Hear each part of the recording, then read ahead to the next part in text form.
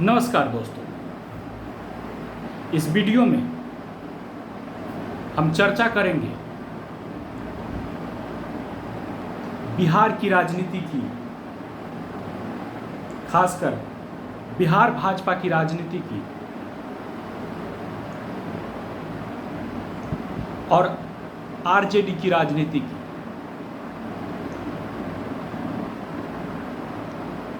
RJD के खेमे में जो 4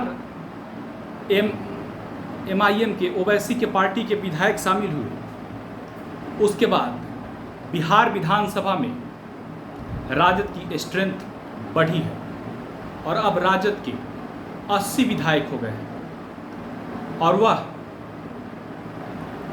विधानसभा में सबसे बड़ी पार्टी बन गई और लेफ्ट कांग्रेस को विधायकों की संख्या को जोड़ दिया जाए तो यह आंकड़ा पहुंचता है 115, यानी बहुमत से 7 दूर। ऐसे में सत्ता पक्ष के पास यानी एनडीए के पास 127 का आंकड़ा है और 115 विपक्ष के खेमे में और एक एमआईएम के विधायक अख्तरुल इमाम शाहीन, जो प्रेसिडेंट भी हैं बिहार एमआईएम के, ओवैसी की पार्टी के, एआईएमयू के। तो ऐसे में जब नीतीश कुमार पूरी तरीके से भारतीय जनता पार्टी को बिहार में दबा करके रखे हुए हैं, हर कोई जानता है इस बात को कि बिहार भाजपा की मजबूरी है कि वो नीतीश कुमार का साथ दे। बिहार भाजपा का कोई कार्यकर्ता नहीं चाहता कि नीतीश कुमार मुख्यमंत्री के पद पर बने रहें। फिर भी नीतीश कुमार को भाजपा समर्थन दे रही है। समर्थन देते हुए भी जबकि भारतीय जनता पार्टी के पास 76 विधायक है और जेडीयू के पास 43 और बसपा के एक विधायक और एक निर्दलीय को मिलाकर 45 होता है, यानी अभी भाजपा 31 विधायक भाजपा के ज़्यादा हैं। तब भी सीएम किसका? जेडीयू का। तर्क क्या दिया जाता है कि चुनाव के पूर्व नीतीश कुमार के चेहरे पर चुनाव लड़ा गया था। चलिए ठीक है, नीतीश कुमार के चेहरे पर चुनाव लड़ा गया था, लेकिन इसके पीछे भारतीय जनता पार्टी की मजबूरी है, क्योंकि भारतीय जनता पार्टी जानती है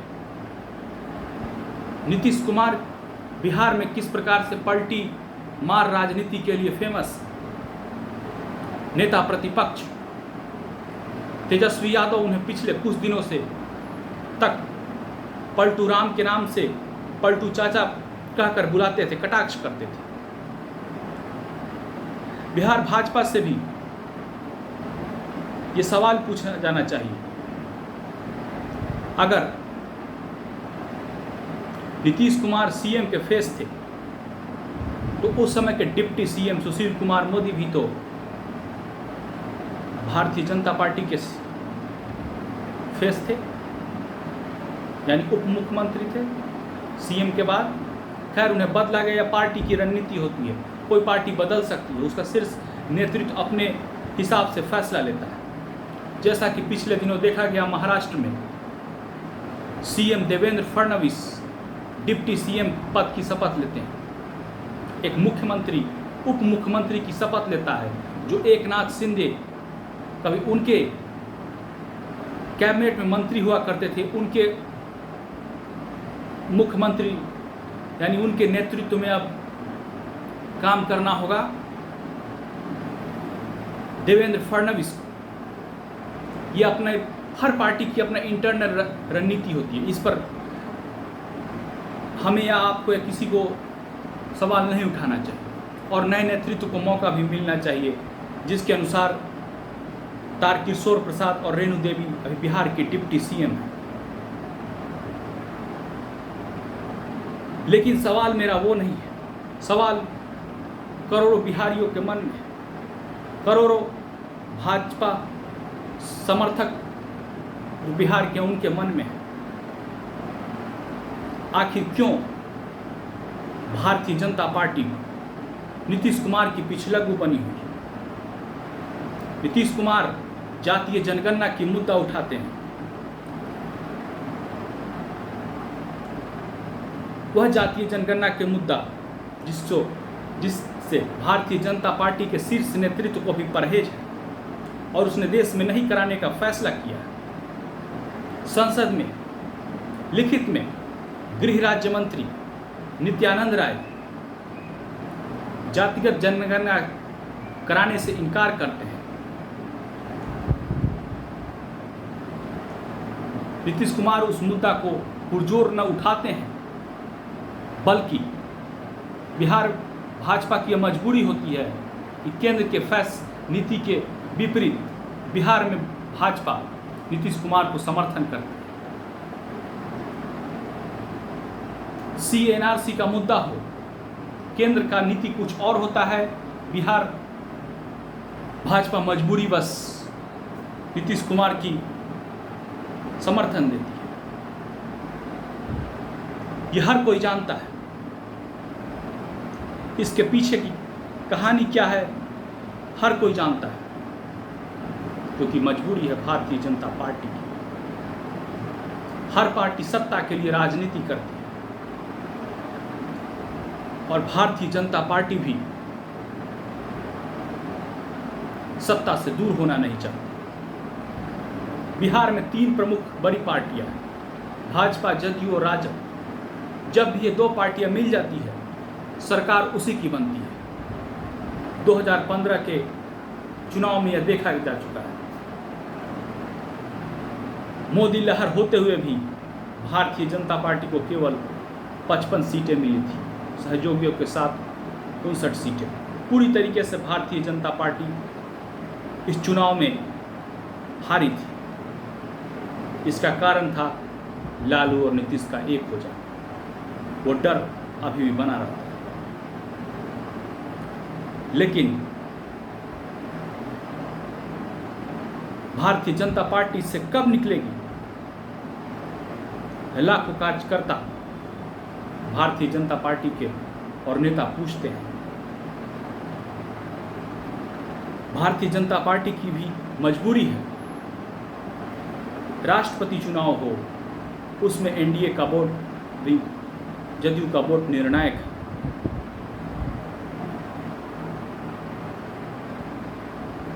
आरसीपी सिंह को इसलिए नीतीश कुमार ने राज्यसभा नहीं भेजा ताकि उनकी भारतीय जनता पार्टी से नजदीकियां बढ़ रही थी। ये वही नीतीश कुमार हैं बिहार के मुख्यमंत्री, जो कभी भाजपा के नज़दीक जाते हैं तो कभी राजद के नज़दीक जाते हैं, कभी धर्मनिरपेक्षता का मुद्दा लेकर जाते हैं तो कभी भ्रष्टाचार का मुद्दा लेकर जाते हैं।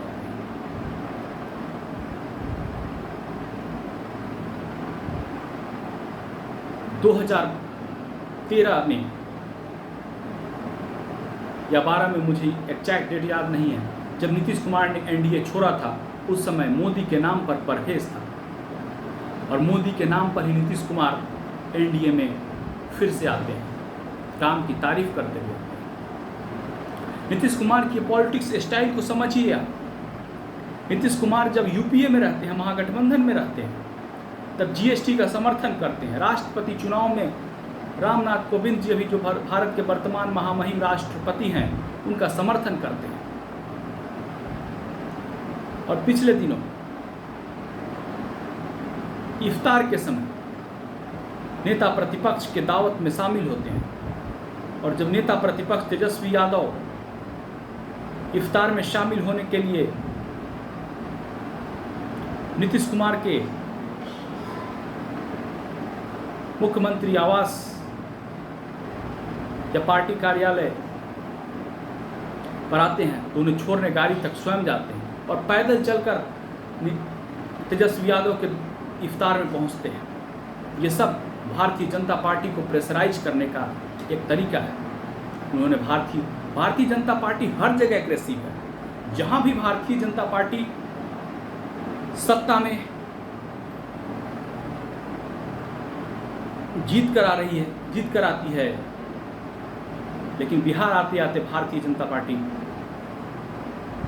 कमजोर दिखाई देती है। विधायक 76 फिर भी चलती नीतीश कुमार की। ये बिहार की हकीकत है, बिहार की राजनीति की।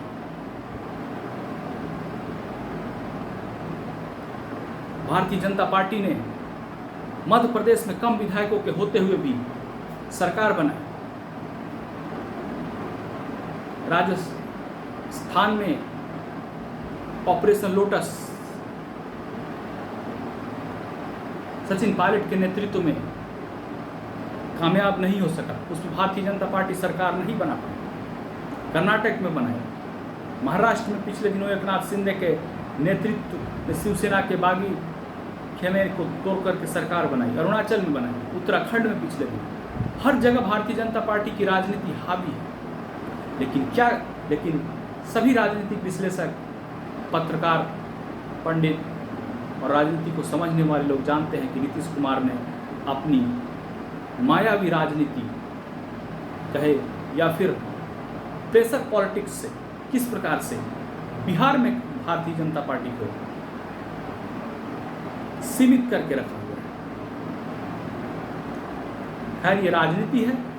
हो सकता है कल 115 विधायक जब यूपीए के पास, महागठबंधन के पास हो गए हों, जीतन राम मांझी के भी 4 विधायक हैं, अगर इसे जोड़ लिया जाए तो 119 पहुंचता है। एक निर्दलीय हैं सुमित सिंह, पूर्व कृषि मंत्री नरेंद्र सिंह के बेटे, उसे जोड़ लिया जाए तो 120। और क्या पता कल MIM के अख्तरुल इस्लाम शाहीन भी पार्टी बदल कर चले जाएं, एक विधायक खुद बचे हुए हैं तो 121 हो जाए। 2-4 विधायक का इस्तीफा जदयू या भाजपा से महागठबंधन दिलवा दे और सरकार उनकी बन जाए। राजनीति में ये भी हो सकता है राजद और जदयू मिलकर के सरकार बना ले, या ये भी हो सकता है कि ये सरकार इसी तरीके से 5 साल टिका रहे। राजनीति है, आगे देखते हैं क्या होता है। तब तक ये मेरा थॉट था। अगर वीडियो अच्छा लगे तो लाइक, कमेंट, शेयर प्लीज़।